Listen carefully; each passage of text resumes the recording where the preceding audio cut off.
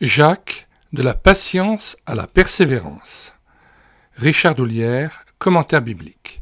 Lecture de l'avant-propos.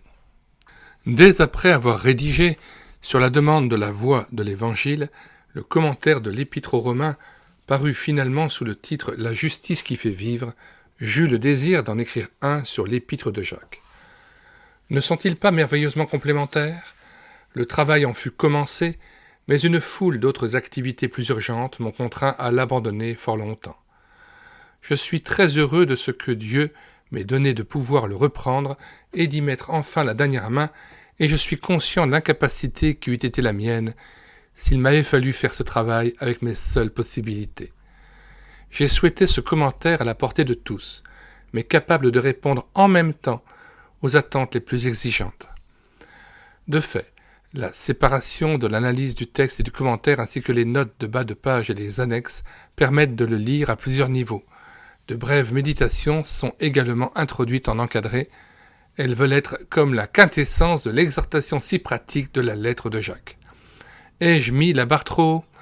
Tel qu'il est, mon vœu est qu'il contribue à permettre à tout lecteur de découvrir la richesse de cet épître et de s'en émerveiller, comme il m'a été permis de m'émerveiller tout au long de son examen et de la rédaction de la persévérance et la foi des saints. Les Mouillons, le 16 mai 2005. Nous lisons maintenant la 4e de couverture. Après 7 années de théologie à Bruxelles et Aix-en-Provence, Richard F. Doulière a exercé une activité d'évangéliste itinérant comme agent conférencier de Science et Foi, association qui s'efforçait d'atteindre le milieu intellectuel. Il fut ensuite missionnaire successivement en Haïti et en Guadeloupe, où il enseigna principalement l'exégèse. Longtemps pasteur des églises évangéliques libres en même temps que poursuivant un ministère auprès des adolescents et des jeunes, il a maintenant largement dépassé l'âge de la retraite, mais demeure actif dans l'itinérance, l'enseignement et l'écriture, activité qu'il poursuit dans le cadre de l'Association des études et échanges évangéliques, dont il est l'initiateur et l'actuel président.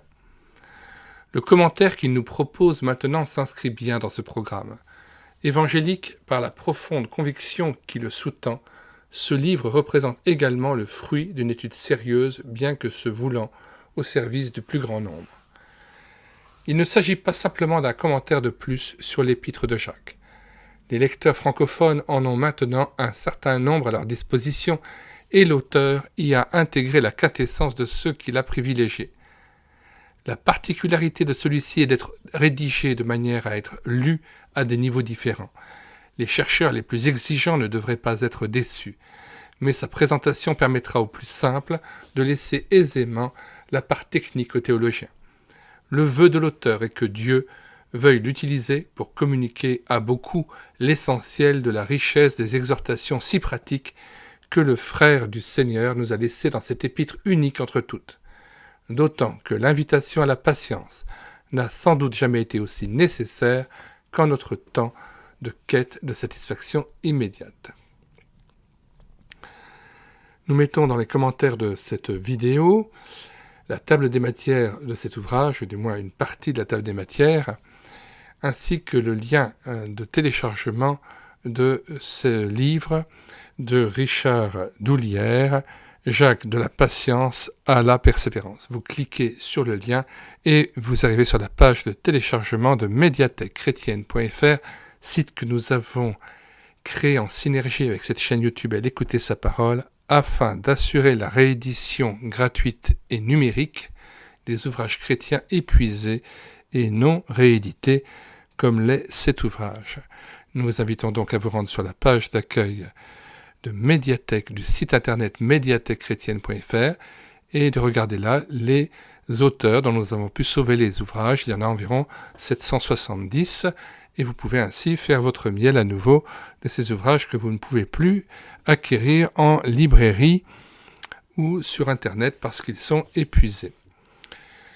Si vous voulez connaître les autres ouvrages que nous présentons régulièrement tous les jours, que nous numérisons et mettons à votre disposition, les cantiques que nous mettons en parole pour votre louange individuelle ou en assemblée, mais aussi les audiobooks que nous prenons en charge, ou les BD ou albums que nous lisons avec caméra de document, que nous filmons, eh bien abonnez-vous à cette chaîne YouTube et l'écoutez, sa parole. Nous vous disons au revoir et à bientôt.